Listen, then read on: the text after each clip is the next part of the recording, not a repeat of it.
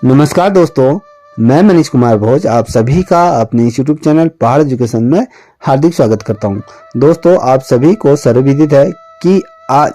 28 अप्रैल 2023 को drawing subject के अंतर्गत हाई कोर्ट में आज इस संबंध में आज क्या होना थी, चर्चा होनी थी। आप सभी को ये ज्ञात है कि लंबे समय से आपका जो प्रकरण है उत्तराखंड न्यायालय के अंदर ये विचाराधीन है। तो न्यायालय द्वारा 28 अप्रैल की ये तिथि घोषित की गई थी, जहां पर आज इस पे जो बहस होनी थी, क्या डिसीजन रहा, क्या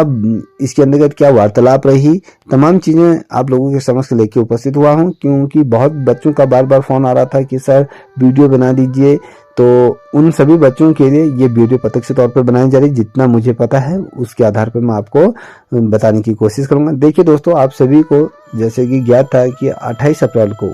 जो आज सभी बच्चों को ये लग रहा था कि आज 28 अप्रैल को कहीं ना कहीं उत्तराखंड न्यायालय अपना स्वर्णिम डिसीजन यहाँ पर देगा कि इस भर्ती प्रतिक्रिया के अंतर्गत क्या पता रिजल्ट घोषित करने के आदेश दे, भर्ती प्रतिक्रिया को जल्दी से जल्दी संपन्न कराने का यहाँ पर निर्णय दे। ऐसा तमाम चीजें कुछ भी नहीं रहा। यहाँ पर जिस प्रकार से आप सभी को सर्वविदित है कि एनसीटी से जो जवाब मांगा गया था, जो एनसीटी के माध्यम से जो अपना काउंटर फाइल यहाँ पर सबमिट किया गया था, उसमें स्पष्ट तौर पर उसने जो ड्राइंग सब्जेक्ट के जो नॉर्म्स थे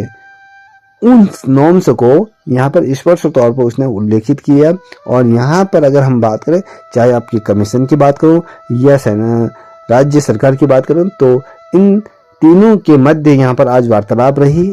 ये अपने अपने पक्ष से सभी ने रखा। तो जहां तक हम अगर एनसीटी की अगर बात करें तो एनसीटी ने स्पष्ट तौर पर ये कह दिया है कि जो ड्राइंग सब्जेक्ट के अंतर्गत जो योग्यता दी गई है वो आपके हाई स्कूल और 9th के लिए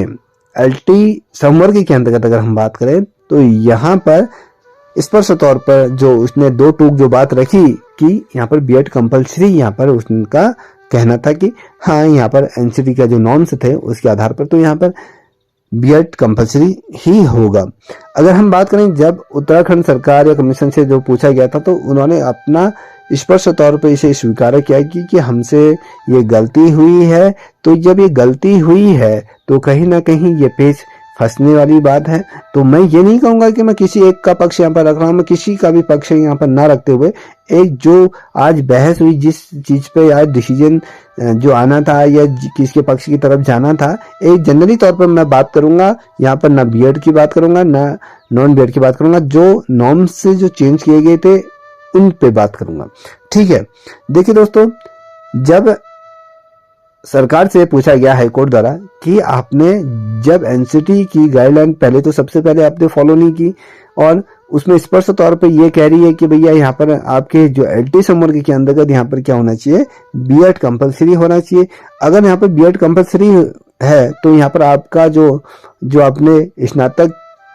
से संबंधित जो योग्यता रखी है वो रखने का कहीं औचित्य नहीं रह जाता है। तो यहाँ पर राज्य सरकार द्वारा या कहें कमीशन द्वारा इस चीज को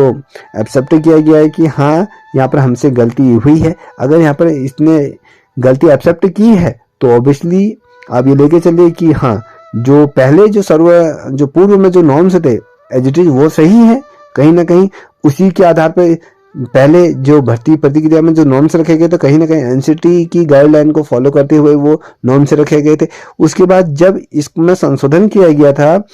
तो उसमें राज्यपाल की संस्तुति के आधार पर इसे जो संशोधन किया गया था, जिसके अंतर्गत जो पीजी अगर हम कहें स्नातक को भी हटाते हुए इन्होंने आपका यहाँ पे बीए तक की जो स्नातक तक की यहाँ पर क्या करती थी, क्वालिफिकेशन रख दी थी। अगर स्नातक तक भी होती तो कहीं ना कहीं मुझे लगता है कि इस पे डिसीजन जल्दी आ जाता, मगर ऐसा कुछ नहीं हुआ। अब यहाँ पर जो स्नातक स्तर के जो लोग थे या कहे इनके जो वकील थे, अधिवक्ता थे, उनके द्वारा अपना पक्ष रखा गया है। तो उनके द्वारा स्पष्ट तौर पर किया गया कि यहाँ पर जो स्नातक स्तर के जो अभ्यर्थी हैं वहां पर इनकी तो कहीं पर कोई गलती है नहीं, उसके बावजूद भी इनके साथ अन्याय हो रहा है। तो कहीं ना कहीं अब ये जो भर्ती प्रतिक्रिया है कहीं ना कहीं दो राहों पर आके खड़ी हो चुकी है, या कहें जो अब एक और ये जाती हुई दिख रही है, या कहें ये निरस्त भी ये भर्ती प्रतिक्रिया हो सकती है। जिस प्रकार से हाई कोर्ट ने अपना जो डिसीजन आज जो फैसला जो सुनाना था वो ना सुनाते हुए इस फैसले को सुरक्षित अपने पास रख दिया। कहीं ना कहीं ऐसी शंकाएं जो मुझे लगता है, जो बातें सामने आ रही हैं, जिनके द्वारा मुझे ये सूचनाएं प्राप्त हुई हैं, कहीं ना कहीं उनके द्वारा भी ये आशंका व्यक्त की गई है कि ये भर्ती प्रतिक्रिया आपके कहीं ना कहीं निरस्त की भी हो सकती है, और या फिर जो पूर्व तो जो योग्यता तय उस योग्यता के पक्ष में भी ये डिसीजन जा सकता है। अब देखने वाली ये बात होगी कि जो हाईकोर्ट ने जो अगर पूर्वतः जो योग्यता थी अगर उसको मद्देनजर रखती तो ये डिसीजन आज ही आ जाना था। ठीक है, अगर इसने अपना जो फैसला था हाईकोर्ट न्यायालय द्वारा जो इसको सुरक्षित रखा गया है, वो कहीं ना कहीं अपने आप में सोचनी वाली बात है। अब अगर सुरक्षित रखा है तो ये डिसीजन कब आएगा, किसके पक्ष में आएगा? जो पूर्व जो विज्ञप्ति जारी हुई थी क्या उसको मद्देनजर रखते हुए ये डिसीजन आएगा, या जो बाद में जो संशोधन हुई थी विज्ञप्ति या उसके आधार पर यहाँ पर डिसीजन आएगा? यहाँ पर अभी कौतूहल का माहौल बना है, कुछ कहा नहीं जा सकता है कि किसकी तरफ ये जाएगी भर्ती प्रतिक्रिया। जो पूर्वतः जो डिसीजन दिए गए थे उसकी तरफ भी हो सकता है, या फिर पूर्णतः जो अगर आज की जो सिचुएशन के आधार पर अगर हम बात करें, जो पूरा कमावेश परिस्थिति आज जो बनी हुई थी हाईकोर्ट के अंतर्गत, वो आपके जो पूर्वज जो विज्ञप्ति जारी हुई थी उसके आधार पर उसकी तरफ ये डिसीजन पूर्व विज्ञप्ति की ओर जाते हुए हमें ये देखने को मिला था। जिस प्रकार से आर्ग्यूमेंट हुए थे, चाहे आप कमीशन की बात करें, चाहे हम राज्य सरकार की बात करें, या फिर अन्य अधिवक्ताओं द्वारा जो अपनी बातें न्यायालय के समक्ष रखी गई है, तो कहीं ना कहीं इन सभी की दलीलें सुनकर हाईकोर्ट द्वारा इसको सुरक्षित रखा गया है। अब सुरक्षित रखा गया है तो इसमें फाइनल डिसीजन नहीं दिया गया, ना ही अगली कोई तिथि हाईकोर्ट द्वारा इसमें दी गई है। अगर जब नहीं दी गई है तो आशंका या कहें ये उम्मीद भी की जा सकती है कि हाईकोर्ट अपना फैसला एक हफ्ते में या फिर 10 दिन के अंतर्गत भी अपना ये फैसला सुना सकता है, या फिर ये भर्ती प्रतिक्रिया के अंतर्गत इस रिजल्ट को जारी करने के आदेश कमीशन को दे सकता है। अब ये कमीशन को आदेश देता है तो ये देखने लायक होगी कि हाँ कि ये किस प्रकार से रिजल्ट जारी करवाने के लिए कहता है, या फिर किसके पूर्वतः जो विज्ञप्ति जारी हुई थी क्या उसकी तरफ ये अपना डिसीजन देते हैं, या जो बाद में जो विज्ञप्ति संशोधित हुई थी या उसकी तरफ ये अपना डिसीजन देती है। तो कहीं ना कहीं अगर हम ओवरऑल अगर देखें इस भर्ती प्रतिक्रिया को, एक तरीके से खिचड़ी बीरबल की खिचड़ी बन गई है। ठीक है, ना जो पक रही है, ना जो खाई जा रही है, ना निगली जा रही है, कुछ नहीं कहा जा सकता इसका। तो कहीं ना कहीं ये हमारे जो उत्तराखंड के नौनिहाल जो युवा थे उनका उत्पीड़न कहीं ना कहीं उत्तराखंड सरकार द्वारा किया गया है। ये व्यक्ति विशेष किसी व्यक्ति विशेष द्वारा किया गया ये किते नहीं है, ये कहीं ना कहीं सरकार की मिली भगत से ही ये तमाम चीजें हो रही हैं। जहां पर भर्ती प्रतिक्रिया को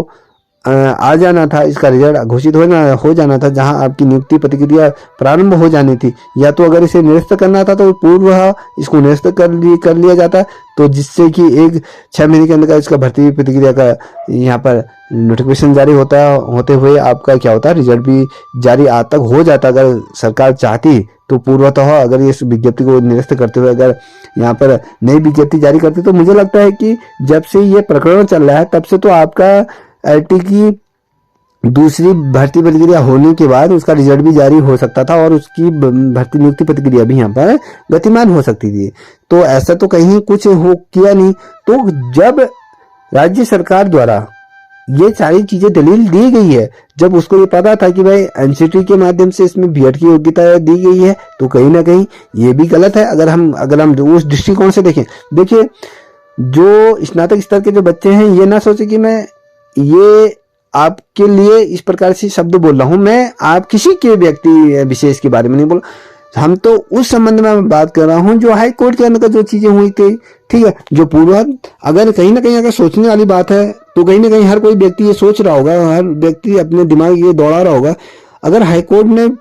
इस डिसीजन को कहीं ना कहीं सुरक्षित रखा है तो समावेशित परिस्थितियों के अकॉर्डिंग कहीं भी ये पासा पलट सकता है, किसी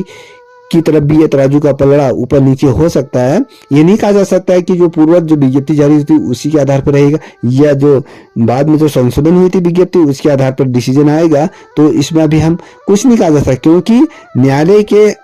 अंदर ये विचाराधीन ये प्रकरण है। इस पे अगर हम किसी भी प्रकार की टिप्पणी करें वो भी अनुचित है, न्यायालय की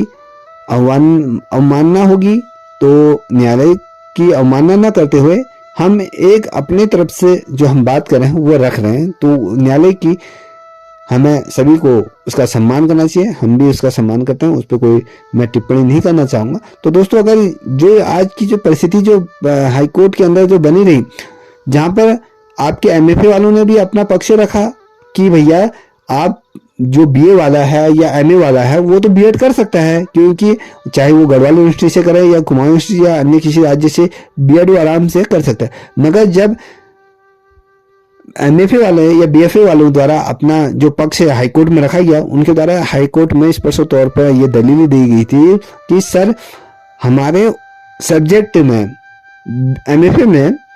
जो हमारा जो 4 वर्षीय जो डिप्लोमा कोर्स है उसमें कहीं पर भी हमें बीएड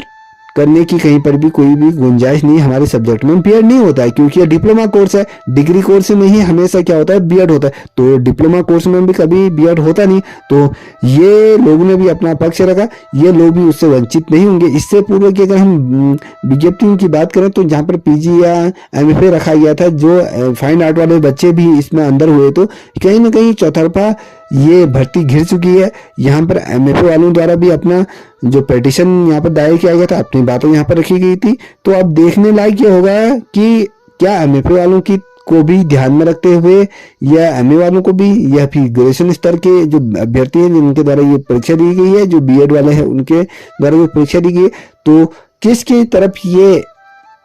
निर्णय जाता है हाईकोर्ट का, ये दिलचस्प रहेगा देखने लायक।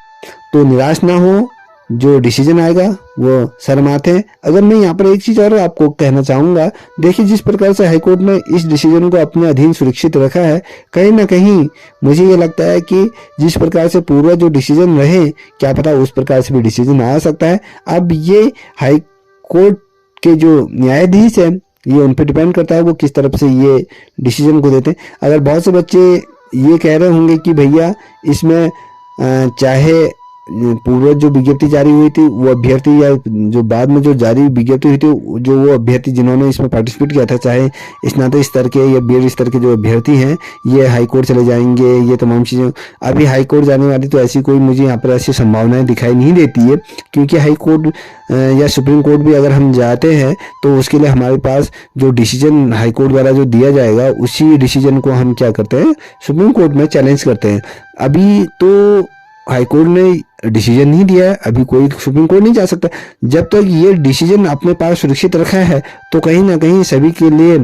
पॉजिटिव ये बात है, तो सभी लोग इसमें आश लगा सकते हैं। अगर डिसीजन आता है, जब डिसीजन अगर किसी एक पक्ष के या पक्ष में नहीं आता है, तो वो डिसीजन को चैलेंज कर सकता है। तो अभी तो इस प्रकार से कुछ ऐसा डिसीजन नहीं आया है, तो कहीं ना कहीं सभी लोग पॉजिटिव रहिए, चाहे कोई भी हो, पॉजिटिव अपने आप को रखिए, टेंशन मत लीजिए, जो भी होगा अच्छा होगा।